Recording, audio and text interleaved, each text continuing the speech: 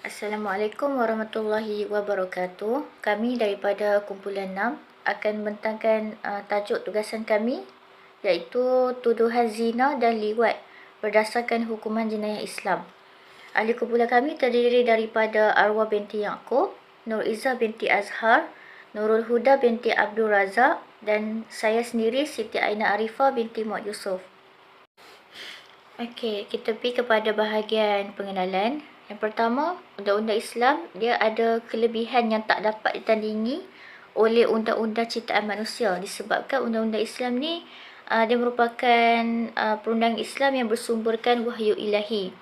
Jadi yang kedua, tuduhan zina serta tuduhan liwat juga dijatuhkan sebagai satu kesalahan jenayah dan pesalah ataupun penjenayah yang melakukan kejenayah ini akan menerima hukuman sebagaimana yang ditetapkan oleh Al-Quran dan hadis. Jadi hukuman hudud ni dia berperanan untuk menjaga kehormatan, maruah dan keturunan dengan cara menimbulkan rasa gerun kepada sesiapa yang berhasrat untuk melakukan kesalahan ini. Yang ketiga, kehebatan hukuman ini terletak pada ketakutan yang timbul kerana bentuk pada hukuman dia. Walaupun dari sudut praktikal, hukuman ni agak sukar untuk berlaku kerana syarat-syarat yang sangat ketat, tetapi apabila hukum ni diabaikan, jadi elemen keruntuhan moral dan kehormatan akan berleluasa dalam masyarakat. Jadi saya serahkan kepada pembentang seterusnya bagi membentangkan takrif zina dan takrif liwat menurut pandangan ulama. Terima kasih kepada saudari Aina. Seterusnya kita akan pergi kepada takrif zina menurut pandangan ulama Syafi'i, Hambali, Hanafi dan Maliki. Takrif zina menurut mazhab Hanafi adalah hubungan seksual yang dilakukan oleh seorang lelaki kepada seorang perempuan pada farajnya di mana ianya bukan daripada akadnya syubhah. Manakala mazhab Maliki pula mengatakan bahawa zina adalah hubungan seksual yang dilakukan oleh seorang mukallaf yang muslim pada faraj tanpa ada syubhah dan dilakukan dengan sengaja, di mana definisi ini menjelaskan sekiranya tidak terjadi hubungan seksual seperti percumbuan, ianya tidak termasuk dalam kategori zina, tetapi perbuatan tersebut tetap diharamkan. Seterusnya, mazhab Syafi'i pula mengatakan zina membawa maksud memasukkan hujung zakar walaupun sebahagian daripadanya ke dalam faraj yang bukan isterinya dalam keadaan syahwat. Imam Ash-Shirazi dari mazhab Syafi'i mendefinisikan zina adalah hubungan seksual yang dilakukan oleh seorang lelaki kepada seorang perempuan yang haram baginya, iaitu tanpa akad nikah dalam keadaan berakal, mumayyiz dan mengetahui tentang keharamannya. Dan yang terakhir berkaitan mazhab Hambali. Mazhab Hambali pula mengatakan zina dari mazhab Hambali adalah memasukkan sebahagian zakar bagi lelaki yang sudah baligh dan berakal ke dalam faraj yang tidak ada hubungan yang sah antara keduanya atau syubhah. Seterusnya, kita akan lihat pula kepada takrif liwat menurut pandangan ulama, di mana menurut pandangan fuqaha mazhab Hanafi, liwat adalah persetubuhan yang berlaku pada dubur sama ada yang disetubuhi itu lelaki maupun perempuan. Menurut pandangan yang sahih, hukum perbuatan ini ialah hukum zina bagi pelaku sekiranya wujud bukti dan pengakuan. Kita pergi pula kepada takrif qazaf menurut pandangan ulama. Yang pertama, menurut mazhab Hanafi, Maliki, Hambali dan pegangan dua murid kanan Imam Abu Hanifah iaitu Imam Abu Yusuf dan Imam Muhammad, qazaf ialah menuduh seseorang melakukan zina atau liwat. Yang kedua, pada pandangan Imam Abu Hanifah, qazaf bermaksud menuduh seseorang melakukan zina sahaja. Justru, menurut beliau, perbuatan menuduh seseorang melakukan liwat tidak boleh dikenakan sama seperti hukuman qazaf, akan tetapi ianya perlu dikenakan hukuman ta'zir. Seterusnya, yang ketiga, menurut kitab Al-Fiqh Al-Manhaji, qazaf dari sudut bahasa bermaksud lontaran tuduhan. Dalam Mukhtar As-Sihah pula, qazaf membawa maksud melontar menggunakan batu. Manakala dari sudut istilah, qazaf adalah tuduhan berzina pada tempat celaan dan yang mengaibkan. Dan yang terakhir, menurut sebahagian ulama, definisikan qazaf sebagai menuduh seseorang yang berakhlak mulia melakukan zina, liwat atau menafikan nasab keturunannya. Qazaf juga merupakan suatu kesalahan jenayah dalam Islam, di mana kesalahan jenayah ini dicipta bertujuan untuk melindungi maruah dan kehormatan seseorang yang telah dituduh, yang menjadi salah satu aspek utama yang perlu dipelihara dalam prinsip maqasid syar'iyah. Okey, terima kasih kepada pembentang kita tadi, iaitu arwah yakum, dan saya akan teruskan iaitu mengenai pandangan ulama yang berkaitan dengan hukuman khazaf zina. Okey, dalam kitab Al-Fiqh Al-Manhaji 3/427 yang menyebut haram kata seorang muslim untuk menuduh saudara Islamnya dengan tuduhan melakukan perbuatan keji, iaitu al-fashihah, sama ada tuduhan tersebut ialah benar ataupun dusta. Okey, dalam keadaan dusta, sesungguhnya hal tersebut adalah suatu fitnah dan juga kezaliman dan juga pendustaan yang merupakan antara perkara haram yang paling keji. Manakala dalam keadaan tuduhan itu benar, seseorang itu dia membuka perkara yang tersembunyi serta dia mencemarkan maruah. Oleh yang demikian, syarak menganggap perbuatan khazaf ni dia termasuk dalam dosa-dosa besar. Okey, dia berdasarkan dengan sabda Rasulullah sallallahu alaihi wasallam, "Ijtanibu sab'a al-mubiqati." Qala ya Rasulullah sallallahu alaihi wasallam, "Wa ma hunna?" Qala syirku billahi wa sihr wa qatl an-nafs allati harama Allah illa bil haqq wa aklu riba wa aklu مال اليتيم وتولي يوم الزحف وقذف المحصنات المؤمنات الغافلات. Kita masukkan dengan jadilah 7 perkara yang membinasakan, iaitu lalu para sahabat pun dia bertanya, apakah perkara tersebut wahai Rasulullah? Baginda Muhammad sallallahu alaihi wasallam dia menjawab, syirik kepada Allah Subhanahu wa taala, sihir yang membunuh jiwa yang Allah haramkan melainkan dengan adanya hak. Lepas tu, makan riba, makan anak yatim, harta anak yatim, dia berpaling dari medan perang, dan terakhirlah menuduh wanita yang telah berkahwin dengan yang beriman melakukan zina. Okey, riwayat Bukhari 2766 dan juga Muslim 89.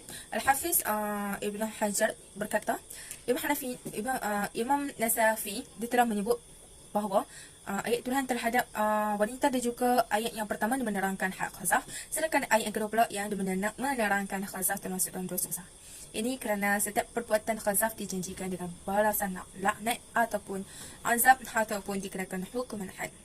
Justru khazaf ni dia termasuk dalam dosa besar. Ini adalah pendapat mutamad dan telah berlaku ijma'nya bahawa hukum khazaf terhadap lelaki yang muhsan, iaitu yang memelihara maruahnya yang baik, dan juga sama seperti hukum khazaf terhadap wanita muhsanah. Okey, bahkan perbuatan khazaf ni merupakan antara jenayah yang dihukumkan dengan hukuman hudud ke atasnya, iaitu perkara tersebut akan disebat sebanyak 80 kali sebatan dan juga gugur penyaksiannya. Okey, berdasarkan firman Allah Subhanahu wa taala, "A'udzu billahi minasyaitonir rajim. Wallazina yarmuna al-muhsanati thumma lam ya'tu bi arba'ati syuhada'a fajliduhum 80 jaldatan wa la taqbalu lahum syahadatan abada wa ulaika humul fasiqun." Dimaksudkan dengan dan orang-orang yang melemparkan tuduhan zina kepada perempuan yang terpelihara kehormatannya, kemudian mereka tidak membawakan 4 orang saksi, maka sebatlah mereka dengan 80 kali sebatan, dan janganlah kamu menerima persaksian mereka itu selama-lamanya kerana mereka adalah dalam golongan orang yang fasik. Surah An-Nur ayat 4. Ibn Arabi dia telah berkata, okey, terdapat 2 syarat yang dituduh daripadanya, itu bahawa dia menuduhnya dengan wati' yang melazimi hukuman had sama ada zina atau berduat, atau menafikan daripada ayahnya. Imam Ibn Katsir di dalam menguraikan ayat ini bahawa berkatanya bahawa maksud al-muhsanah itu ialah wanita yang merdeka, baligh dan juga berpelihara maruahnya. Menurut Imam Al-Nawawi, para fuqaha telah bersepakat bahawa khazaf ni dia berlaku sama ada yang dituduh itu perempuan ataupun lelaki. Terima kasih kepada rakan pembentang. Seterusnya saya akan mengambil pembentangan di bawah tajuk hukuman bagi qazaf liwat. Bagi hukuman qazaf liwat terdapat dua pandangan, iaitu antara pandangan yang pertama adalah pandangan yang mengatakan bahawa liwat itu zina, iaitu pandangan daripada majoriti para fuqaha, di mana mereka mengatakan bahawa tuduhan liwat kepada seseorang itu tiada bezanya dengan tuduhan zina kepada seseorang. Hal ini maksud tuduhan liwat yang dilontarkan kepada individu akan dikenakan hukuman yang sama, yakni sebanyak 80 sebatan, dan juga akan menggunakan peralatan yang sama seperti mana hukuman yang dikenakan kepada tuduhan zina, iaitu dikenakan hukuman had ke atasnya atas perbuatannya dengan serta-merta sekiranya didapati bersalah dengan lafaz yang jelas. Walau bagaimanapun, tuduhan tersebut mestilah diikrarkan oleh mangsa yang dituduh dan juga dibuktikan dengan 4 orang saksi yang adil dan juga cukup syarat sebagai saksi seperti mana yang terdapat dalam firman Allah Ta'ala, iaitu pada surah An-Nur ayat 4, yang bermaksud, dan orang-orang yang melemparkan tuduhan zina kepada perempuan yang terpelihara kehormatannya, kemudian mereka tidak membawakan 4 orang saksi, maka sebatlah mereka 80 kali sebatan, dan janganlah kamu menerima persaksian mereka itu selama-lamanya kerana mereka adalah orang-orang yang fasik. Pendapat yang kedua pula ialah pendapat daripada Imam Abu Hanifah, yang mana Imam Abu Hanifah ini mempunyai pendapat yang berbeza dengan para fuqaha yang lain, iaitu beliau berpendapat bahawa perbuatan liwat itu tidak sama sekali dengan perbuatan zina dan juga tidak boleh disamakan. Dan perkara ini bertepatan dengan perkataan Imam Abu Hanifah dalam kitab Fathul Al-Qadir yang bermaksud homoseksual itu tidak bermaksud zina kerana homoseksual tidak akan mengiyakan anak-anak dan juga tidak akan merosakkan keturunan. Jadi hal ini bermaksud tuduhan liwat ini tidak akan sama hukumannya dengan tuduhan terhadap orang yang melakukan zina. Dan perbuatan liwat ini tidak ditentukan hukumannya daripada Allah dan juga Nabi melalui nas yang sores dan juga yang tegas sekalipun perbuatan tersebut adalah perbuatan maksiat. Jadi beliau berpendapat bahawa andai kata perbuatan liwat itu adalah zina, maka sudah tentu para sahabat tidak akan berselisih faham tentang masalah liwat.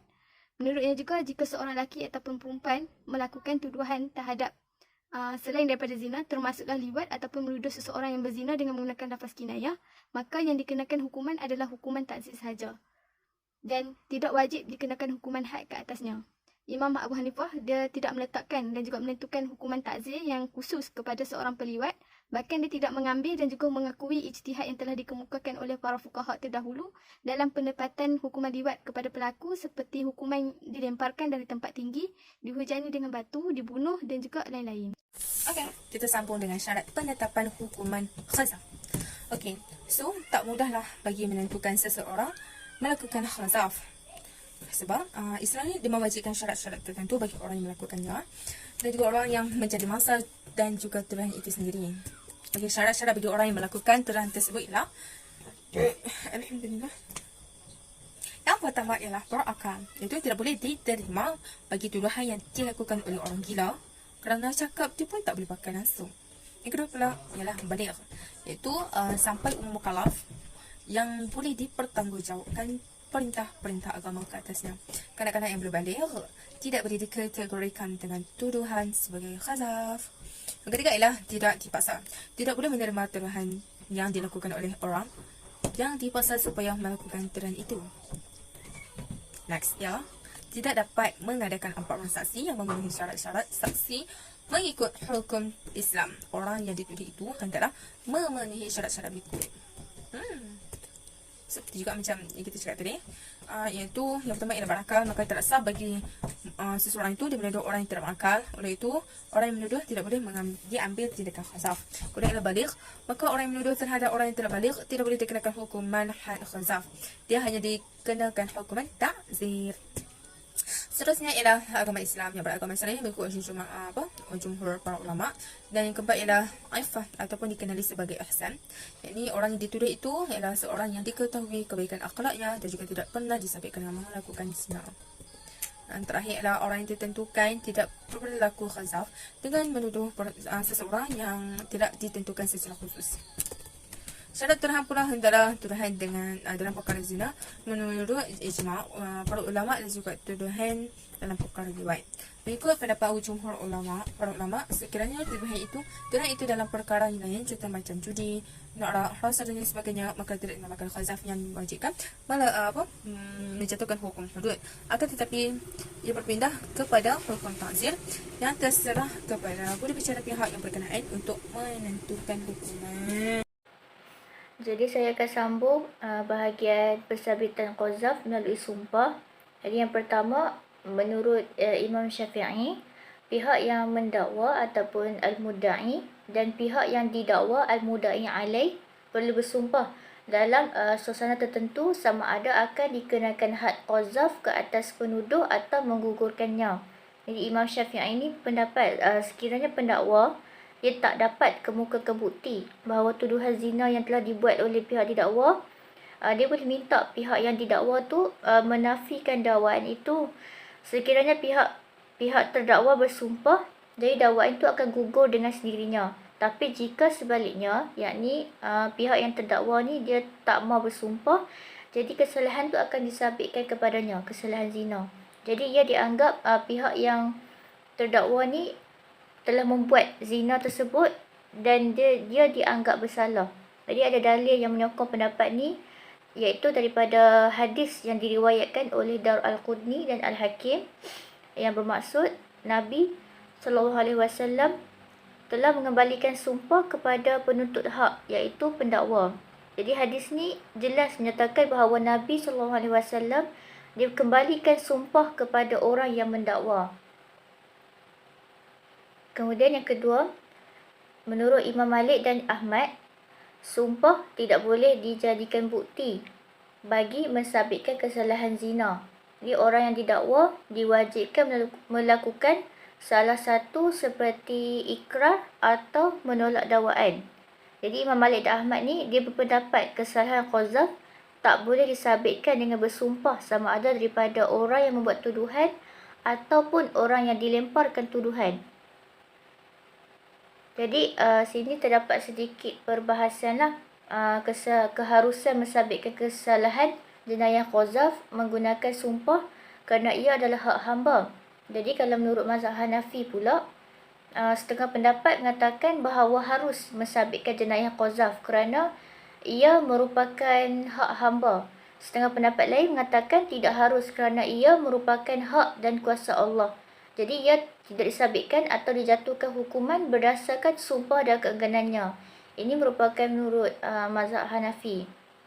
Jadi mazhab Syafi'i pula dan salah satu pendapat mazhab Hanafi, dia kata bahawa sumpah boleh digunakan oleh orang yang didakwa untuk menafikan tuduhan zina atau liwat jika pendakwa memohon daripada hakim supaya yang terdakwa bersumpah kerana ketiadaan saksi. Jadi Imam Malik dan Ahmad pula pendapat sumpah tak boleh digunakan untuk menafikan tuduhan liwat dan tidak boleh dijadikan bukti untuk sabit kesalahan zina atau qazaf. Jadi arti kata lain, kedua-dua belah pihak yang mendakwa ataupun yang didakwa tak boleh dituntut untuk melakukan sumpah. Jadi sini terdapat perbahasan daripada sini yang dianggap paling tarjih, iaitu sumpah hanya boleh dilakukan apabila melibatkan hak asasi manusia sahaja seperti mal atau ahwal sahsiah. Manakala hak Allah seperti had zina, had qazaf, had mencuri, had minum arak dan sebagainya tidak boleh dilakukan sumpah. Jadi ini merupakan pendapat yang paling tarjih. Jadi saya serahkan pembentangan ini kepada pembentang yang seterusnya. Seterusnya, kita pergi pula kepada isu semasa berkaitan zina. Seramai 744 lelaki dan 756 orang wanita disabitkan dengan kesalahan mengikut enakmen kesalahan jenayah syariah negeri Johor 1997 kerana berkhalwat dan persetubuhan luar nikah sepanjang Januari hingga September tahun ini. Daripada jumlah itu, seramai 561 orang lelaki dan 548 orang wanita terbabit dalam kesalahan khalwat, manakala 183 orang lelaki dan 208 orang wanita melakukan kesalahan persetubuhan luar nikah. Sekaligus, kedua-dua perbuatan itu menjadi kesalahan jenayah syariah tertinggi di Johor. Statistik jenayah syariah di Johor pada 2016 juga mencatatkan khalwat dan persetubuhan luar nikah adalah kes yang tinggi. Sepanjang tahun lalu, seramai 851 orang lelaki dan 790 orang wanita telah disabitkan dengan kesalahan khalwat. Manakala, bagi kesalahan persetubuhan luar nikah menyaksikan seramai 341 orang lelaki dan 380 orang wanita yang telah disabitkan dengan kesalahan. Terima kasih kepada rakan pembentang. Seterusnya kita akan masuk kepada kesimpulan. Daripada perbincangan di atas dapat saya rumuskan bahawa hukuman qazaf ini bagi penzina dan juga orang yang melakukan liwat ini merupakan salah satu hukuman yang terdapat dalam undang-undang jenayah Islam dan merupakan salah satu jenayah yang agak besar. Maka tidak peliklah sekiranya hukuman hudud ataupun ta'zir yang akan terlaksana ke atas hukuman qazaf ini dijadikan sebagai salah satu pendekatan yang digunakan untuk mendapatkan kemaslahatan dan juga menolak daripada berlakunya kemafsadatan. Hal ini kerana untuk menjaga nama baik dan juga maruah bagi seseorang yang dituduh dengan tuduhan melulu. Jadi hukuman qazaf ini sebenarnya satu penetapan hukum yang baik agar dapat mengikat mereka daripada terus mencela dan juga menyebar fitnah dan juga aib bagi seseorang. Walaupun para ulama telah berselisih pendapat tentang hukuman liwat sendiri, akan tetapi hukuman setimpal tetap akan dibalas bagi pesalah yang menuduh seseorang tersebut melakukan liwat, iaitu sama ada dengan menggunakan hukuman hudud ataupun ta'zir ke atasnya. Maka jelaslah di sini bahawa hukuman qazaf yang terdapat dalam kerangka syariah hari ini boleh diterima pakai oleh para fuqaha dan wajib untuk kita laksanakan kini oleh para hakim bagi menyelesaikan sesuatu jenayah di negara kita sekaligus mendatangkan kebaikan kepada masyarakat serta negara. Itu sahaja daripada kumpulan kami. Sekian, terima kasih.